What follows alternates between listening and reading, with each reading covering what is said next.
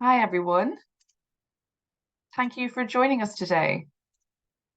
We've got a slightly more interesting one today. In case you hadn't heard the news, the entire of Australia apparently has lost Wi-Fi. So our host today is joining us from a McDonald's car park where she managed to find Wi-Fi. So if this session does drop out, our sincerest apologies. We're doing our best, but we do have a slide deck to send on if it does cut out. But do please let us know where in the world you are. If you are also in a McDonald's car park, I would be really interested to know. A quick bit of housekeeping for this session. Like I said, Wi-Fi might be a bit dodgy, so if it does drop out, please do stick about for a few minutes. I'm sure Stephanie's going to try her best to get back on, but if not, I can let you know.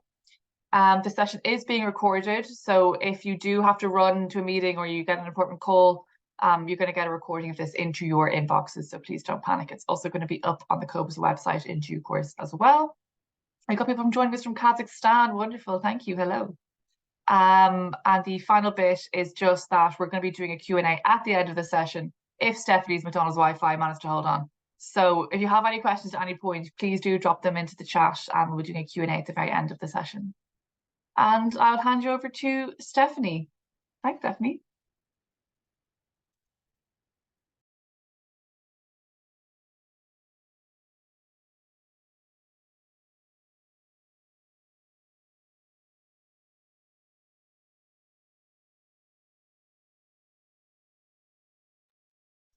Sorry, I was just finding my mute button there. So I'm going to stop my video in a moment because I am sat at the car park and it's dark and I keep having to open the car door to shed some light onto me. So I'm just going to turn my camera off in hopes of preserving my bandwidth.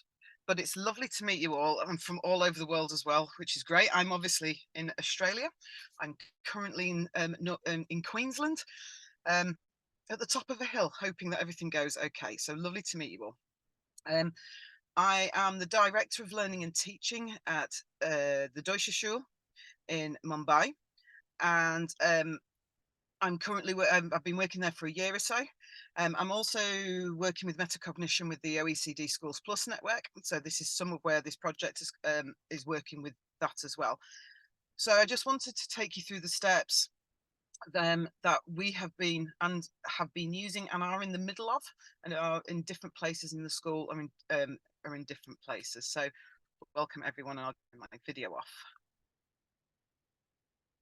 Okay, so when we're thinking about metacognition and introducing metacognition, or whatever it is that you are, into the whole school curriculum, I think a lot of this is thinking about what you want it to look like, what you want it to be, and where you think you're going with it. And also, one of the most important things which I'm going to talk about is why you're actually doing it. So the objectives of today is we're going to have a look at the importance of metacognition, particularly in a post-AI landscape, how to achieve buy-in, first steps for implementation, and ensuring and assuring quality outcomes. Now, I tend, when I'm doing change management, to use Kotter's 8-step model. And I just use this as a model to help me plan it out step by step. It doesn't really matter what change management model is used. It's just a tool that I use to help me keep the process on track. And sometimes, as we all know in schools, things happen, things go wrong, things go right, things take off in one direction, and it just helps me guide it back to what step and make sure I haven't missed any steps out. So Kotter's 8-step model is basically increasing the urgency of finding out the why, build the guiding team, develop the vision, communicate for the buy-in, empower action, create these short-term wins, don't let up, that is key, and make the change stick. So in terms of step 1, this is increase the urgency or the importance of metacognition in the curriculum in post-AI landscape. I know that a lot of schools, ours included, are talking about AI, what it means for the kids, what it means for us as teachers, what it also means for us as management. And I think a lot of it is, it's not so much fear mongering now, it's just what on earth is happening, what are the next steps, and what we're going to do as a school. But regardless of whether it's AI or whether it's metacognition, we have to always remember, and this is a really good quote from this man, Simon Sinek, is that people don't buy what you do, they buy why you do it. And I think whatever you're implementing, particularly whether it's metacognition, as I say, we need to find out why. If we're doing it just because everybody else is doing it, then that's not going to work. We have to have a reason why, and a passionate reason why, because that's what people do tend to buy into, and your staff will buy into. So what I'd like us to do is, in the chat, is I'm just going to give a few minutes is to have a look at why we think as a group metacognition is important in this this post AI era. And I'll just keep an eye on the chat.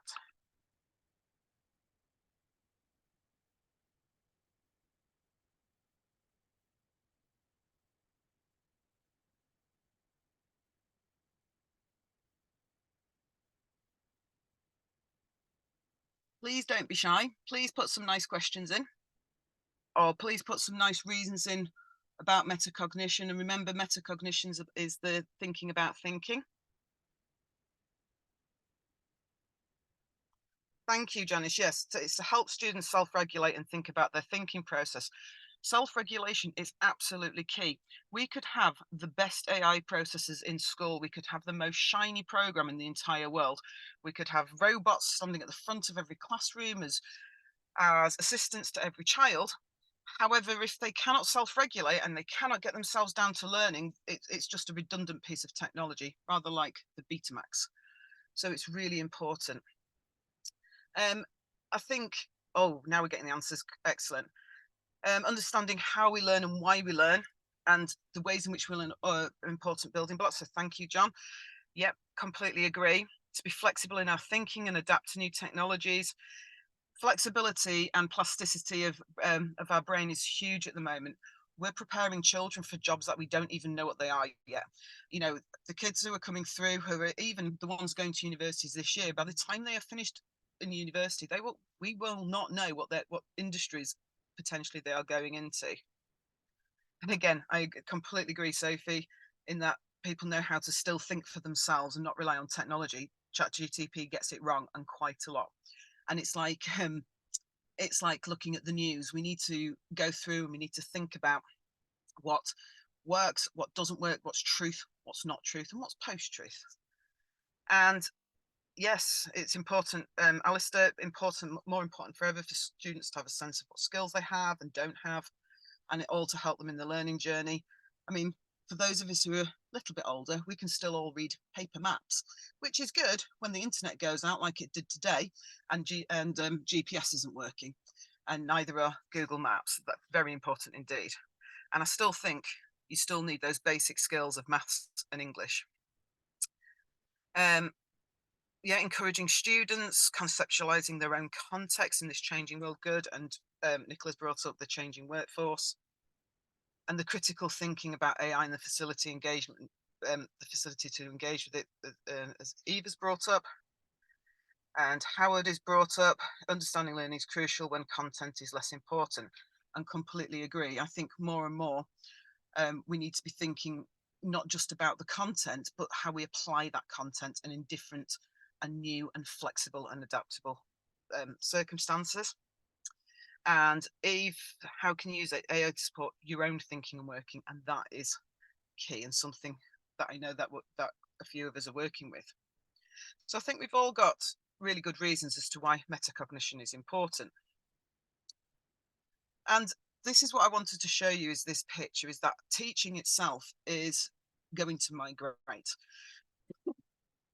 So yes, we will still have teachers needed who will potentially teach from the front, but AI can already do information more accurately and more quickly than certainly I can on a Friday afternoon at 3 o'clock.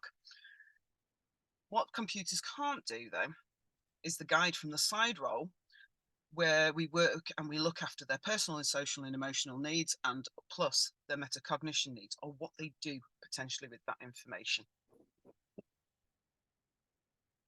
So when we're thinking about how to achieve buy-in, or step 2, building the guiding team, this is absolutely key. Along with the why, making sure that everybody understands the why. The buy-in, I would say, is probably the longest phase of the project, really. Because what I needed to do with this particularly is I needed to audit the stakeholders. And what I mean by that is I wanted to audit, first of all, what they were thinking. Secondly, what they said they were doing. And thirdly, what they were actually doing. So basically what I did was I put together, you can see a snippet of the guiding statements that I was using, kind of like a rubric. And I also had a separate rubric for teachers, middle leaders, senior leaders, and students. And all of these looked at, it was self-reported, and they basically filled in a questionnaire working along these, which identified where they thought they were in the metacognition journey. So in that was quite interesting. What that threw up is that different stakeholders had very different opinions. So for instance, the students who were lovely at our school thought we were all doing metacognition all of the time, which is not, strictly speaking, always true. So, and that's what came up when we did, when we started looking at things to support the audit, such as work scrutiny and observations. And that was sort of making sure that everything matched was, or not matched, sort of triangulated was really important. Because quite often you think you're doing something, but you might not necessarily be doing it all the time. So that was key to be finding out. Also, a massive point on this was identifying where there was excellence and asking those teachers to come on board.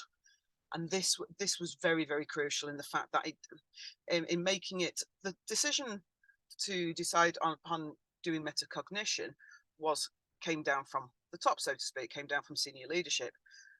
But with pedagogy in particular, it always works better, in my opinion and my experience, if you enable the teachers to be able to guide and lead it, and they get buy-in, and it becomes their why, and they can see it working. So identifying where there was pockets of excellence and getting those teachers to come on board made my why as SLT even more important, became their why. It also gave them some impetus, and it gave them some motivation as well.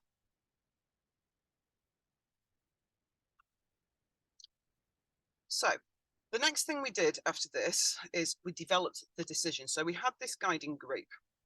So one of the things that the audit did was find where the knowledge gaps were. And we had a few teachers who had never, early career teachers who had never really come across metacognition before at all, or they thought they hadn't, because really it's just a big long term for something that we kind of already know, particularly if you're an IB school, because it's part of the ATLs. So what we did for this was I met with the guiding groups in primary and secondary and early years to develop their vision within their teams. And that's key, because metacognition does look, although it's the same principles, it does look different with different age groups of children. And then from there, from the guiding groups, we trained the staff, the rest of the staff, with examples that were already being used. So again, it was things that the rest of the teaching body knew worked. And that's also key, because sometimes we get on training courses and we can see, yeah, I can see how that would work, but not necessarily my context. So this really worked to support the team within our context and the uptake within our context as well. And then together. And one of the things that, again, very key is in these early stages is communication. So there were some clear expectations set in the fact that basically it was this became part of the school development plan, and we made it very clear that the next round of learning walks would be focused on metacognition. We focused on what we were looking for. We also gave time for people to be able to do this, and made it very, very clear that this was the school focus for the next year or so. We also made it a part of department meetings in both primary and secondary. So that enabled learning leaders and middle leaders to be able to put their ideas forward for their departments, and also metacognitively think about their own departments and the gaps in their own departments, teaching and learning. And then, of course, we said that it would be observations. Now, at this point, if you look at the graph in front of you, I'm still working on the early innovators and the early adapters. But what I was trying to do was trying to get the school to move towards being the early majority and the supporters. Now, lots of research says is that you need 15% who are on board with you in order for anything to run within school and to be successful. And that was another thing I was looking for, was how much buy-in had I got, and I knew I was over the critical 15%.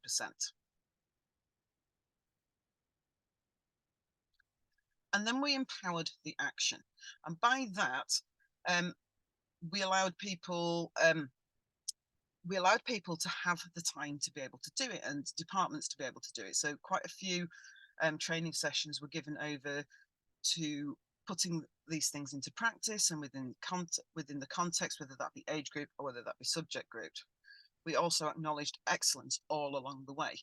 So I asked for departments to contribute the metacognitive routines that their departments were looking at, where there was excellence.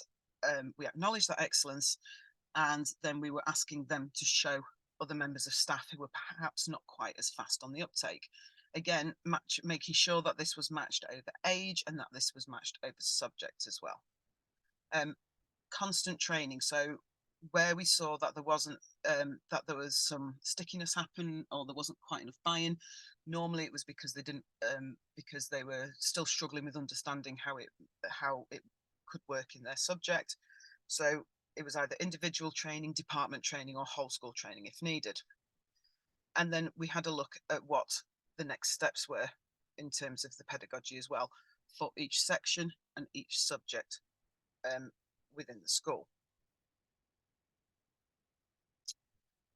Now, the next section was ensuring quality outcomes, or step 6, creating these short-term wins. Now, short-term wins are quite important for motivation. Nobody, I think all people like to be told that they're doing well, and I think everybody wants to know that they're doing a good job. So it's really important to have that acknowledgement going on, and making sure that you do say, do you know, that was brilliant, that was a fantastic lesson. One of the best showcases of metacognition was actually our music teacher, and she was doing a little session on how to learn this particular rhythm. What she managed to do was she hadn't done it before, and she was turning these rhythms from a particular music genre into words. So because we're quite a lot of our children are Hindi speaking, and we also have German in there as well, she was getting them to come up with vocabulary words from either Hindi, Marathi, German, or English, and then translating them. And what we were finding as well is not only were they learning the rhythms, but they were also learning the vocabulary. So then she took it on a little bit further with the DP students, and some of the very complex terms, instead of teaching them the usual word definition, match them up, put them in a crossword, she just taught them it to tunes. And the recall of the DP students went up something, I think it was by 80%. So instead of normally getting maybe half in a test because the words are quite complex, the children were getting maybe one wrong, and it was a spelling issue because they were starting to remember that. And then on the other hand, because this particular teacher teaches all the way down to the lower grades as well, she was using the same knowledge and the same lessons to using the words that the children were learning in Hindi and Marathi. She was working alongside the language teachers to get the rhythms that she wanted them to learn to play in, I think it was for Diwali, their Diwali session. And it was, so she managed to use one session's training where she came up with an idea, and she managed to use it for those students in primary all the way up to secondary, because she was able to apply it, use different strategies in different situations. And then her joy when we were talking, she was like, yeah, that's me, that's my own metacognition. I've done something new, I've applied it in loads of different ways. And in fact, it wasn't just a quick win, it was a massive win.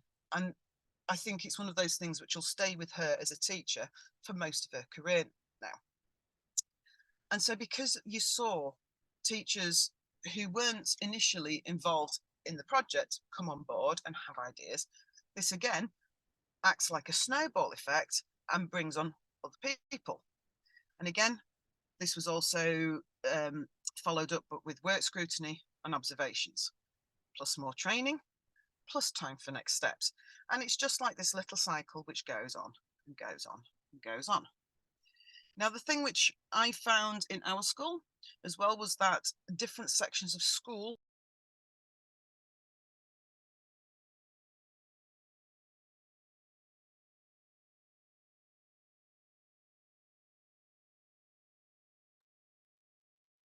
Apologies, everyone. Stephanie's Wi-Fi might have kicked out in that McDonald's car park. Please do hang on for a few minutes and let's see if we can get her back. I'll stick around and I'll wrap this up if not, but I'll let you know either way.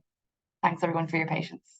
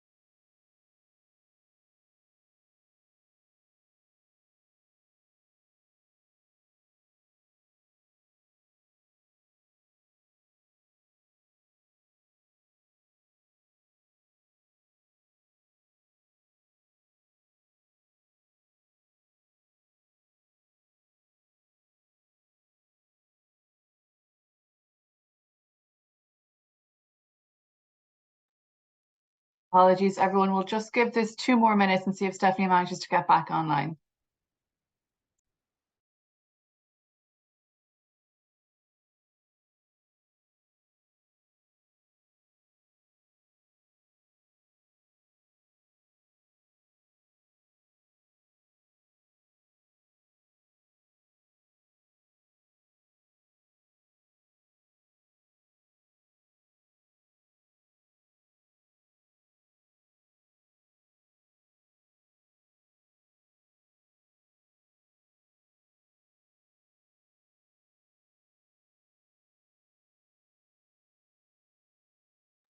You made it back. We were hanging on for you, Stephanie. Right, I've joined with my phone now. Let's see how this works. Thank you. We appreciate it. So I am really sorry that I can't show you my beautiful PowerPoint, but I think we're all sort of there. Just while I'm on now and I'm just getting my PowerPoint back up on my laptop so I can sort of use it as a guide. Well, Stephanie, don't I have those slides? Didn't you send me those slides? I did, yes. I could show the slides. Oh, that'd be brilliant. If you could show the slides, that would be amazing. Thank you. Okay, you're gonna have to remind me where we were, but I've got the slides in front of me now. Let me look. So I'm sat in the dark, still at McDonald's car park. We do what we can. Okay, here we go. It's like somebody switches the lights off in Australia. It's like 7 o'clock off. Okay, can we see the PowerPoint? Yep, can see. So I think we're about, if we just scroll through, I'll tell you when to stop. Oh, okay, back up again. I think it's the second of the, oh no, back up a little bit more. Right, just scroll through because it's hard for me to see in the tiny one. I'll go to slideshow. Yeah, if you go to slideshow, that makes it easier for me. It's very small on my screen. Yep, flick. We did this. Yeah, done that. Right, empower action. Next one. Try the next one. Yeah, so if we start from here, the don't let up one. Perfect. So, yeah, so I don't know how far when I dropped out. how I was getting different teachers to showcase their skills and use them in different age groups as well. And sort of once they had these metacognitive strategies, it didn't really matter what age group of kids, students they could use them with. They could adapt them for all age groups. Did you guys hear that bit? I think so. Oh, cool. Oh, in that case, I didn't drop out too much then. That's not so bad. Okay. Now, I think the next bit from this point of view is once the snowball starts rolling, it starts to pick up speed, hopefully. But what I have found is that it picks up speed at different rates in different parts of the school. And there's quite a big reason for this in terms of the children's ages as well. So, for instance, the teachers in our school who became whizzes at this because they used it so much anyway, they just had to relabel it, were our primary teachers. Because of, I think, the way that they talk to children and they know children all the time, they know them inside out and backwards. Our class sizes are very small. They were able to really start running with this very, very quickly. And it was just adding to different strategies for them. Foundation school as well, all of theirs is pretty much metacognitive because they're constantly asking children, what's this? What are you doing? What do you think about that? What are your next steps? So our primary school really, really started to run with this very quickly. And I would say, within a very short amount of time, we got quite a few experts at this who loved it and were willing to be ambassadors and talk about it as well. Now, secondary, and I talk as a secondary English teacher, it wasn't quite as quick, if I'm being honest. And I think the auditing process highlighted that quite a lot. I think the gaps in knowledge were bigger to start with. And I think a lot of it is down to the fact that no matter where you've been trained or what you've been, or, where you've been teaching, in secondary, it tends to be much more focused on subject rather than child, whereas in primary, it's focused on child and then subject. And I think this mind switch has taken and is still taking quite a long time. You've still got your early innovators, you've still got your people who want to do, who jump on board fairly quickly. And when people and when the staff have done it and tried out the strategies, they've really worked and they really enjoy using them. And there's lots of really good feedback from that. The problem, I think, is that they don't, as a teaching body, within secondary, we don't quite have as many strategies as our primary colleagues, because we're just not as used to doing it and not as used to asking the questions. And I think as well, the metacognitive strategies, particularly in our school, we tend to rely upon past papers, certainly past the age of 15, when we're starting to look at IGCSE and into IB or A-level, whichever one you're doing. So I think that was quite a lot more difficult. It was a lot more of a change of focus. But I think it's been a very necessary one, and I think it's been a really good one. So in terms of this, but I think particularly with the secondary colleagues, primary have just run away with it. They're happy, they get on with it themselves, they're spurring each other on, and they're going through it. Whereas in secondary, it's a little bit more, I'm still having to drive it and I'm still having to go through it. So that's been useful from that point of view. And it's just keeping on going.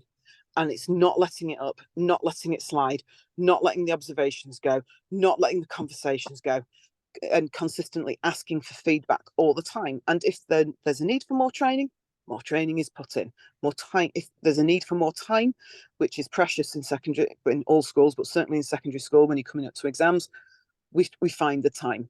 And that's been the key, is just don't let up, don't let it go by the wayside. Can you, next one, please?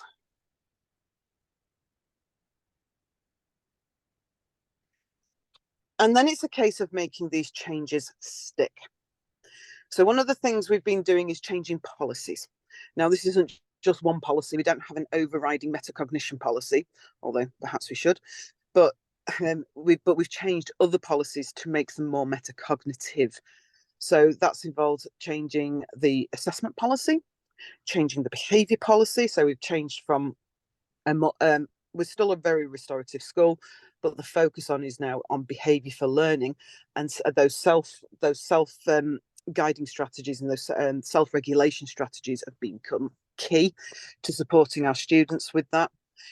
We've changed the assessment policy, which I think is going to undergo a few more changes in the post-AI landscape, but we're focusing now on constant assessment, but small rather than punitive, high stakes, more big assessments, to again get the students used to knowing where they are and where they've got to go, and also to a certain extent training our parents that as well. And we've also made it metacognitive strategies part of the observation criteria, and a focus of we are looking for this constantly. So it's an expectation, but it's there in every lesson. And we've also made it an everyday expectation. So it's just become part of the DSB learning style. We're a small school. We're a touchy-feely school. We know our children inside out and backwards, and we work with them. And I think metacognition really, really works to support each of our individual children and their individualized plan. Now, that's within a smaller school. I have worked in very large schools as well. I've worked in schools which are 2,500 plus. And I also realised from that point of view, when you're making change, it can be difficult to get it started, but particularly when you're budgeting time. However, it's that critical, the moment of criticality when everybody in school, or the vast majority in school, are doing it, it can make a huge and vast difference. You just have to keep on going and keep on going, and it does work. I realise also within our school, this was relatively quick, although saying that the first stages of getting the buy-in and the communication and the initial training took about between 6 to 8 months, depending on the stage of school. And the problem sometimes with change management models is if you miss out a step because you're under time pressure, particularly the early steps, this can hinder the process later on, because if you don't get buy-in, teachers, we can be a cynical bunch and we just think, oh, it's another thing. It's yet another thing. And what I've been making it very really clear to staff about is, no, it's not another thing. This is an important part of learning. It's like the other half of learning. There's no point learning how to add and subtract if you don't know how to then apply them in algebra later on. It makes no sense at all. What you're doing when they're younger is learning the strategies that they will apply when they're older. And that's all the way through the curriculum. So I don't think it matters particularly what the size of school is. It does matter. The audit process is crucial, because you need to know where your staff are. Now, there will be some who are very knowledgeable, get them on board, and there'll be always some who are not so knowledgeable. Or you might be in the lucky position that everybody knows everything about metacognition and you can just snap your fingers and it's running the next day. But I think part of this process, the auditing process, is the school's metacognition of itself and where they are. And this is really key to the success of this, because you need to take it from where, just as a class, you need to make sure that the most inexperienced child, the child who has the most gaps in learning, can engage with the lesson. It's exactly the same with pedagogy. And it was certainly the same in our school. The aim is to bring everybody with us and to make everybody better teachers and better leaders. So that was really important to the process.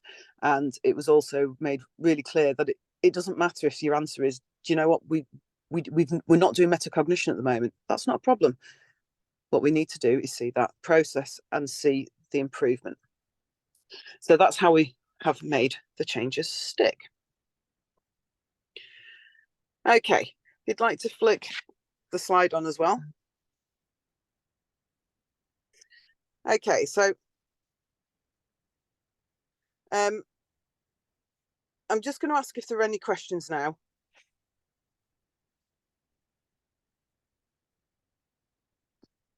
Oh, sorry, my phone's playing up now as well. No, that's grand. That's me. I've actually just cut off the slide. Sorry, I can't look at the chat or respond to things if I'm screen sharing. Thank you so much. We've got a question. How do you measure success? How do you have clear targets by lesson, week, teacher? I mean, you mentioned it can be like a 6 to 8 month process. How do you measure Yeah, if you're doing it right? yeah. So that's the thing that we used observations for, in particular, and work scrutiny for. So in the first instances, we were just looking for those we were looking for good news stories, and we were looking for the pockets of excellence. As the process has gone on and gone on, I think we were looking for basically for individuals to develop their teaching. So if it, I can show you one of the I don't think, I'm not sure if this is going to work, but one of the things I did was I used a Likert scale, and based upon the Education Endowments Funds criteria, which I then adapted into different stakeholders. We measured. I got everyone to fill out a form, and then as the months went on, because they filled it out sort of after 3 months, after 6 months, and then at the end of the school year, what we ended up managing to do was to measure the progress of the teachers. Now, teachers, like children, don't work in a perfect graphic line, so there were fits and starts with it, and it was a case of, but what we did see was progress in everybody. Some made extremely rapid progress, just like children do, and that became the focus of it. Are they making progress, even if it's, whether that be slow or quickly, from the staff? Now, in terms of the results, obviously we're looking for improvement of results. Very difficult to prove within this sort of research that it's just metacognitive strategies, of course. And I think we took it as a given that that the results would improve, which they did, to be fair. But it's very hard to correlate that between metacognition, because then you would have had to have had a blind group who were not doing metacognitive strategies, which is ethically unsound. So from that point of view, we kind of just assumed that it was going to be successful. So that's basically what I was looking for in terms of success. The other thing I was looking for was the students. Although the students started talking about it. So in lessons, they'd often say to me, when we first, well, with other subjects, I would be asking them, "Oh, what's going on in chemistry? How are you doing in chemistry?" And they'd be able to say, "Oh yeah, I've been through this section with Mr. So-and-so, and I know I need to revise the properties of this and ionic bonds." And the students were able to start naming where their weaknesses were, and that was a very big leap. So from that point of view, it was the conversations, and it was their results and their confidence as well. So that was from that point of that was from the success. It's one of those things, is that it had many factors into it. I can't put my finger on and say yes, every single child started getting A grades, because that's not what happened. But we did see the students being more engaged in their own learning, and the teachers as well starting to use different methods of assessment, and sort of improving their own use of metacognitive strategies as well. That's great. Thanks, Stephanie. The questions are coming in fast and thick here. Alistair has asked, is there a particular source or author that you use to inform your school metacognitive strategy? I know you mentioned somebody at the start there. Yeah, so in terms of the change management, I used Cotter's 8-step model. However, in terms of metacognition itself, I started with the Education Endowment Fund's work on metacognition, and that's where I started. Then I invited the staff to bring in their own, particularly the guiding group at the beginning. I asked them to research within their own age, between their own age range and their own specialities. So basically, we built a library, like an online library of different resources for different staff members. So we've got a really good system going, and people continue to bring in papers and website links and things. But it's an organic and growing process. But it did start with the Education Endowment Funds things. Great, thank you. But Stephanie, I might ask you to just, if you could, post the name of those sources in the chat, or email them to me later. Maybe I can share those. Yeah, I'll email you the link later. Cheers, thank you. Mira has asked, have you faced situations in which students resisted metacognition strategies by their teachers? How do we encourage students to resist the ease of having AI technologies do the learning for them? This is interesting because, yeah, we've had the same thing. Because, of course, students are students, they're kids. So it's easy to put their homework through ChatGTP. What we did instead was we taught them how to use ChatGTP for good instead of for evil. So one of the things that we've done, particularly in IB, is that we have shown them how to use and physically shown them how to use ChatGTP to plan their essays, how to use ChatGTP and other. It's not the best. We were saying to them, we've shown them the problems as well that you have in ChatGTP, in particular, the fact that it does get stuff wrong and it stutters sometimes and it loses efficacy as it goes through. And then we've moved them on to other ones where we use something called heuristica, where that pulls from the internet in real time and puts in a mind map for them, and they can find the sources which go with them. So basically, we've gone through and we've talked to them about what ChatGTP is good for and what AI is good for and what AI is not good for, and then pointed out that they still have to make sure it's theirs, otherwise it's also, and they source ChatGTP for IB. This is for A level, it's different, but A level is not as much coursework based. It doesn't quite come under the same problems. But we said you need to cite it, and we've shown them how to cite it properly. And basically, we've just shown them, how ChatGTP can produce a pretty decent level 5 essay for English. This is, I can't talk for other subjects, but to get a 7, you still need to use the evaluation. You still need more. So what we've done is we've shown them how to take those basic 5 essays and turn them into 7, and we've deliberately taught them that process and the thinking processes that they need to move from can explain and understand with a little bit of analysis up to the full evaluation using critical skills. So that has worked, and it has made our students better. Basically, it has really, really worked, because now they can start to produce it for themselves without the support. That's great. Thank you, Stephanie. David has said, thank you for your presentation. I'm concerned with the language used in categorizing colleagues as saboteurs, given that many of them might be hesitant or have legitimate concerns. Can you speak to this point? I mean, some people rightfully might be hesitant about this.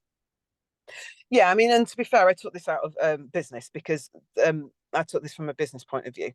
Now, and I agree with you, the vast amount, in terms of saboteurs, there are people who and there are some people who are genuinely just find this difficult, and it's scary. It's scary using all this new stuff. But there are also sometimes, sadly, people who aren't on board and do see it as just um, another policy. And so, it's working through the objections and working through as to work out is what is going on with those people. So I do apologize for that terminology. I did take it from a business website, which I've cited on there somewhere, and I can see your point with that, so I take that on board. Thanks so much, Stephanie. Appreciate it. One more question. Did you use any just internal expertise, like you've mentioned, getting teachers to bring in their own resources, or did you get any external trainer or consultant to introduce metacognition? No, basically, I introduced it as a strategy, and then most of it from there on in. Once I basically introduced it to the guiding group, I've made it very bottom up and very led by teachers and really focused on their skills.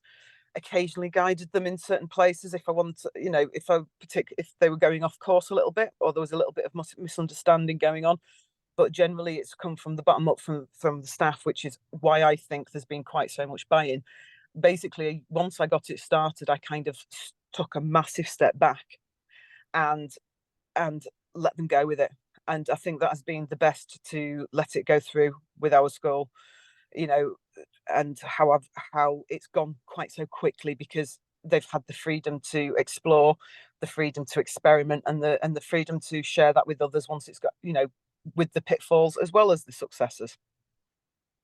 Lovely, thank you. And Sophie has asked, what does this actually look like in the classroom? Do you have any example teaching strategies?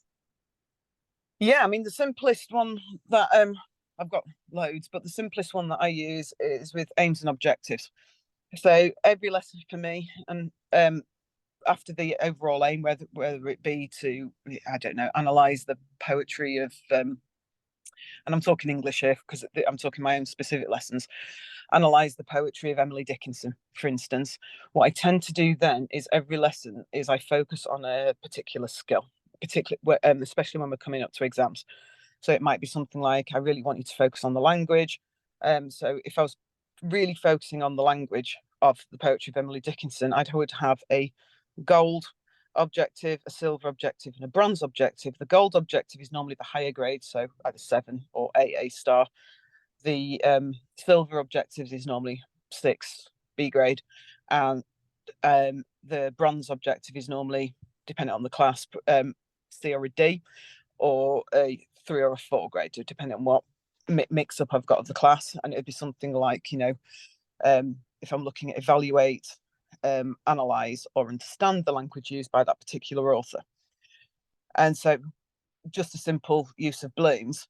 And then what I do at the end of the lesson is every single lesson is I get the students during the plenary to write down, to note, to say to each other, depending on which way we're doing, is where they are in terms of the bronze, silver, gold, and what they need to do potentially to achieve the next one, or what they're really proud of, or what they're not understanding in order to get to the next level.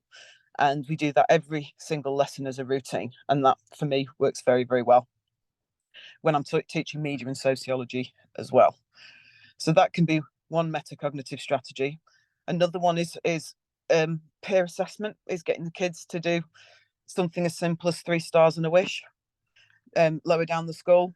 All of these things, this is constant self-reflection and peer reflection, getting them to talk about what they've done well. And it doesn't have to be shiny. It has to, but what it has to do, I think, is become routine. That's fantastic. Thank you, Stephanie. I think that's everything for questions. I really appreciate all the effort you went through to make this happen today, Stephanie, to finding Wi-Fi in a McDonald's parking lot, to sitting in the middle of Queensland, dropping out, coming back. Really appreciate it. Thank you. It was a fascinating session. Well worth your effort. And thanks everyone for tuning in and for sticking around when the Wi-Fi dropped. Well worth it. The recording of this, of course, is going to be sent to all of you, so please don't worry about that.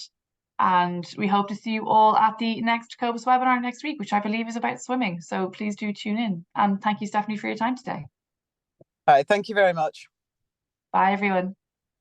Bye-bye.